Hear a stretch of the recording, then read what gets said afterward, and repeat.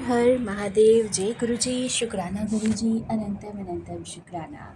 आइए संकट जी शिव पुराण के अगले अध्याय की तरफ चलते हैं, जिसमें आज हम जानेंगे कि भगवान शिव को संतुष्ट करने वाले व्रतों का वर्णन, शिवरात्रि व्रत की विधि और महिमा का कथन। तदंतर ऋषियों ने पूछा कि सूत जी, शिव जी की आराधना के द्वारा उत्तम एवं मनोवांछित फल प्राप्त करने वाले बहुत से महान स्त्री पुरुषों के नाम बताए। इसके बाद ऋषियों ने फिर पूछा कि व्यास शिष्य किस व्रत में संतुष्ट होकर भगवान शिव उत्तम सुखदायक वर प्रदान करते हैं, जिस व्रत के अनुष्ठान से भक्तजनों को भोग और मोक्ष की प्राप्ति हो सके, उसका आप विशेष रूप से वर्णन कर दीजिए। सूत जी ने कहा कि महर्षियों, तुमने जो कुछ पूछा है वही बात किसी समय ब्रह्मा, विष्णु और पार्वती ने भी भगवान शिव से पूछी थी। इसके उत्तर में शिव जी ने जो कुछ भी कहा था मैं तुम लोगों को बता रहा हूँ, ध्यान पूर्वक सुनना। भगवान शिव बोले, मेरे बहुत से व्रत हैं जो भोग और मोक्ष प्रदान करने वाले हैं। इनमें मुख्य 10 व्रत हैं, जिनमें जाबाल श्रुति के विद्वान 10 शैव व्रत कहते हैं। द्विजों को सदा यत्न पूर्वक इन व्रतों का पालन करना चाहिए। हरे प्रत्येक अष्टमी को केवल रात में ही भोजन करें। विशेषतः कृष्ण पक्ष की अष्टमी को भोजन का सर्वथा त्याग कर दें। शुक्ल पक्ष की एकादशी को भी भोजन छोड़ दें, किंतु कृष्ण पक्ष की एकादशी को रात में मेरा पूजन करने के पश्चात भोजन किया जा सकता है। शुक्ल पक्ष की त्रयोदशी को रात में भोजन करना चाहिए, परंतु कृष्ण पक्ष की चतुर्दशी को शिव व्रतधारी पुरुषों के लिए भोजन का सर्वथा निषेध है। दोनों पक्षों में प्रत्येक सोमवार को प्रयत्न पूर्वक केवल रात में ही भोजन करना चाहिए। शिव के व्रत में तत्पर रहने वाले लोगों के लिए यह अनिवार्य नियम है। इन सभी व्रतों में व्रत की पूर्ति के लिए अपनी शक्ति के अनुसार शिव भक्त ब्राह्मणों को भोजन करा सकते हैं। द्विजों को इन सब व्रतों का नियम पूर्वक पालन करना चाहिए। जो द्विज इसका त्याग करते हैं वे चोर होते हैं। मुक्ति मार्ग में प्रवीण पुरुषों को मोक्ष की प्राप्ति कराने वाले 4 व्रतों का नियम अनुसार पालन करना ही चाहिए। वे 4 व्रत इस प्रकार हैं। भगवान शिव की पूजा, रुद्र मंत्रों का जप, शिव मंदिर में उपवास तथा काशी में मरण, ये मोक्ष और सनातन का मार्ग है। सोमवार की अष्टमी और कृष्ण पक्ष की चतुर्दशी, इन 2 तिथियों को उपवास पूर्वक व्रत रखा जाए तो वह भगवान शिव को संतुष्ट करने वाला होता है। इसमें अन्यथा विचार करने की आवश्यकता भी नहीं होती। हरे, इन चारों में भी शिवरात्रि का व्रत ही सबसे अधिक बलवान है। इसलिए भोग और मोक्ष रूपी फल की इच्छा रखने वाले लोगों को मुख्यतः उसी का पालन करना चाहिए। इस व्रत को छोड़कर दूसरा कोई मनुष्य के लिए हितकारी व्रत नहीं है। यह व्रत सबके लिए धर्म का उत्तम साधन है। निष्काम अथवा सकाम भाव रखने वाले सभी पुरुषों को, वर्णों को, आश्रमों, स्त्री, बालकों, दासों, दासियों तथा देवता आदि सभी देहधारियों के लिए यह व्रत सबसे ज्यादा श्रेष्ठ और हितकारी बताया गया है।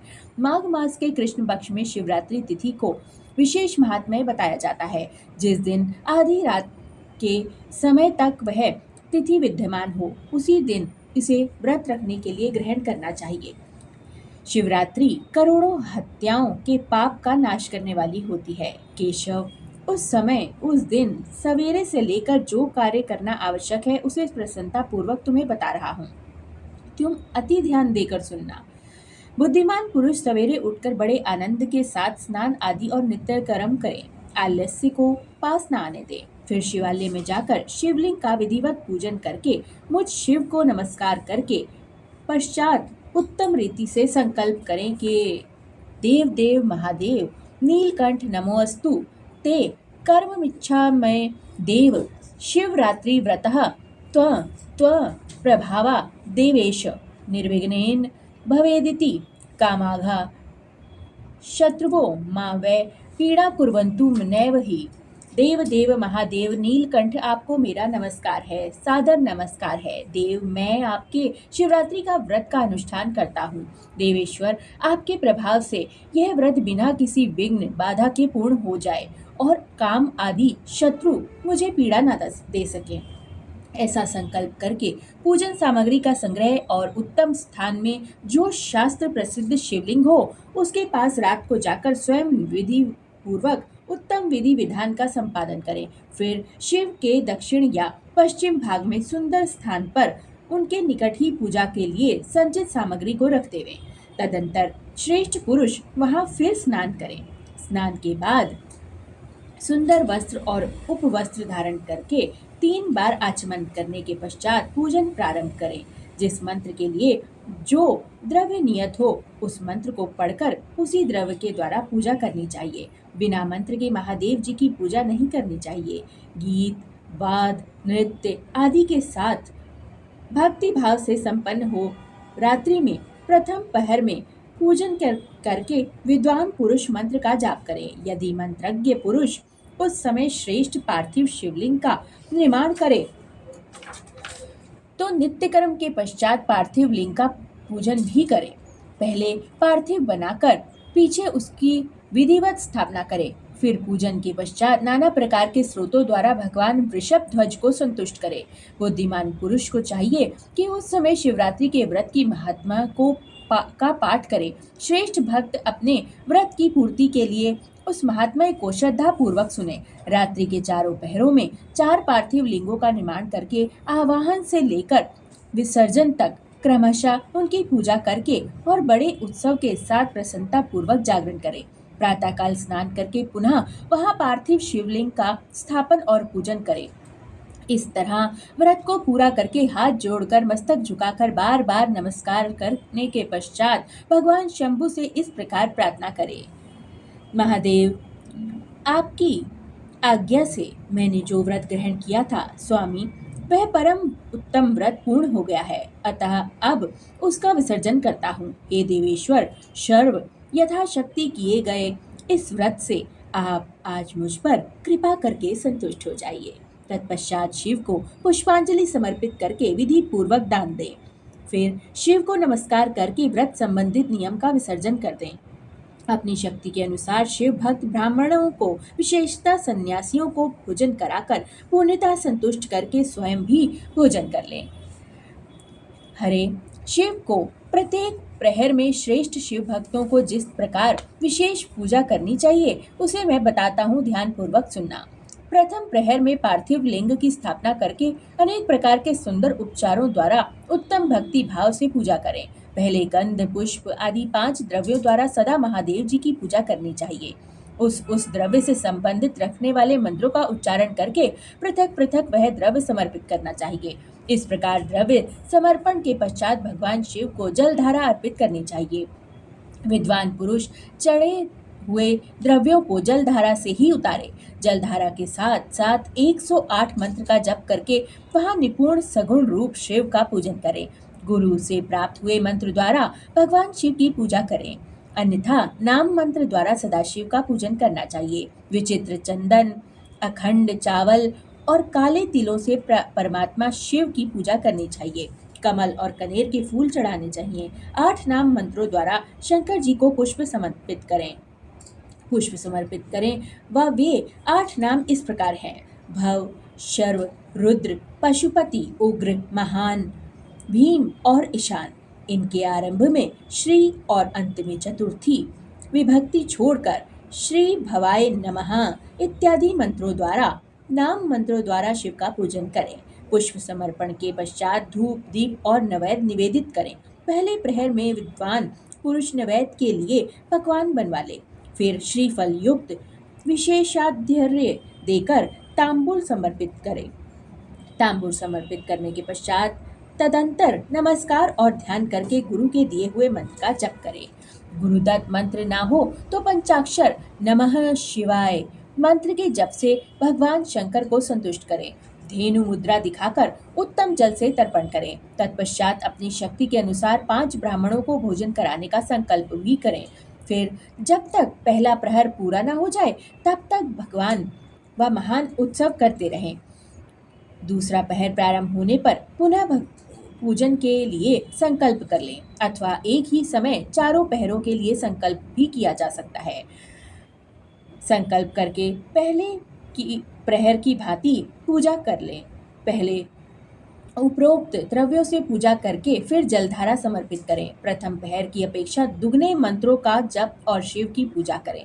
पूर्वोक्त तिल, जौ और कमल के पुष्पों से शिव की अर्चना करें। विशेषतः विल्लभ पत्रों से परमेश्वर शिव का पूजन करना चाहिए। दूसरे पहर में बिजौरा नींबू के साथ अर्घ्य देकर खीर का नैवेद्य देना चाहिए। नैवेद्य निवेदन करें और जनार्दन इसमें पहले की अपेक्षा मंत्रों की दुगनी आवृत्ति करनी चाहिए। फिर ब्राह्मणों को भोजन कराने का संकल्प भी लेना चाहिए। शेष सब बातें पहले की ही भांति तब तक करते रहें जब तक पूरा दूसरा पहर ना हो जाए। तीसरे पहर के आने पर पूजन तो पहले के समान ही करना है, किंतु जौ के स्थान पर गेहूं का उपयोग करना है और आग के फूल चढ़ाएं। इसके बाद नाना प्रकार के धूप एवं दीप देकर पुए पुए का नैवेद्य भोग लगाएं। इसके साथ भांति भांति के शाक भी अर्पित करें। इस प्रकार पूजन करके कपूर से आरती उतारें। अनार के फल के साथ अर्घ्य दें और दूसरे पहर की अपेक्षा दुगना मंत्र जाप करें। तदंतर दक्षिणा सहित ब्राह्मण भोजन का संकल्प करें और तीसरे पहर के पूरे होने तक पूर्वता उत्सव करते रहें। चौथा प्रहर आने पर तीसरे प्रहर की पूजा का विसर्जन कर दें और पुनः आवाहन करके विधिवत पूजा करें। उड़द, कंगनी, मूंग, सप्तधान्य, शंखी पुष्प तथा बिल्व पत्रों से परमेश्वर शंकर का पूजन करें। उस प्रहर में भांति भांति की मिठाइयों का नैवेद्य लगाएं अथवा उड़द के बड़े आदि बनाकर उनके द्वारा सदाशिव को संतुष्ट करें। केले के फल के साथ अथवा अन्य विविध फलों के साथ शिव को अर्घ्य दे व तीसरे प्रहर में अपेक्षा दूना मंत्र जाप करें और यथाशक्ति ब्राह्मण भोजन का संकल्प लें। गीत, वाद तथा नृत्य से शिव का आराधना पूर्वक समय बिताएं। भक्तजनों को तब तक महान उत्सव करते रहना चाहिए जब तक अरुणोदय ना हो जाए। अरुणोदय होने पर पुनः स्नान करके भांति भांति के पूजनोपचार और उपहारों द्वारा शिव की अर्चना करते रहें। तत्पश्चात अपना अभिषेक कराएं, नाना प्रकार के दान दें और प्रहर की संख्या के अनुसार ब्राह्मणों तथा सन्यासियों को अनेक प्रकार के भोज्य पदार्थों का भोजन कराएं। फिर शंकर को नमस्कार करके पुष्पांजलि दें और बुद्धिमान पुरुष उत्तम स्तुति करके निम्नांकित मंत्रों से प्रार्थना करें। सुखदायक कृपा निधान शिव, मैं आपका हूँ। मेरे प्राण आप में ही लगे हैं और मेरा चित्त सदा आप में ही लगा रहता है। मेरा चिंतन आपके चरणों में ही है। यह जानकर आप जैसा उचित समझे वैसा करें। भूतनाथ, मैंने जानकर या अनजाने में जो भी जप और पूजन आदि किया है उसे समझकर दया सागर होने के नाते ही आप मुझ पर प्रसन्न हो जाएं।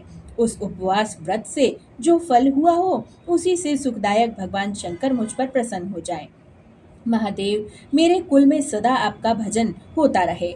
जहाँ के आप इष्ट देवता ना हो उस कुल में मेरा कभी जन्म ना हो।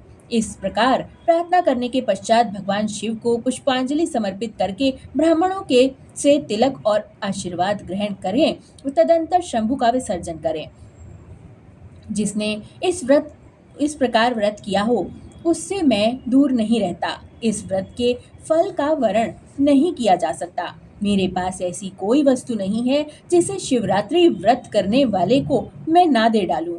जिसके द्वारा अनायास ही इस व्रत का पालन हो गया उसके लिए भी मैं अवश्य ही मुक्ति का बीज बो देता हूँ।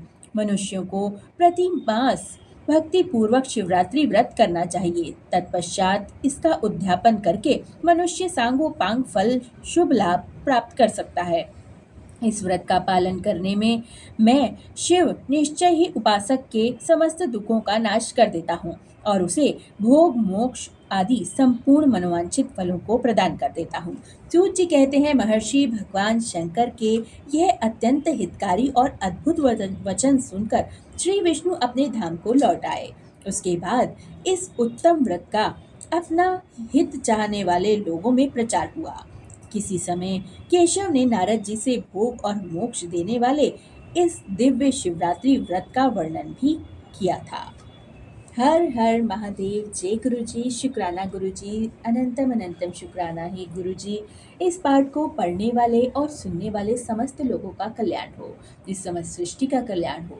सर्वदा भला मेरे प्रभु, सर्वदा भला, समस्त पितरों को भी संतुष्टि प्राप्त हो। जय गुरु जी, शुक्राना गुरु जी, अनंतम शुक्राना।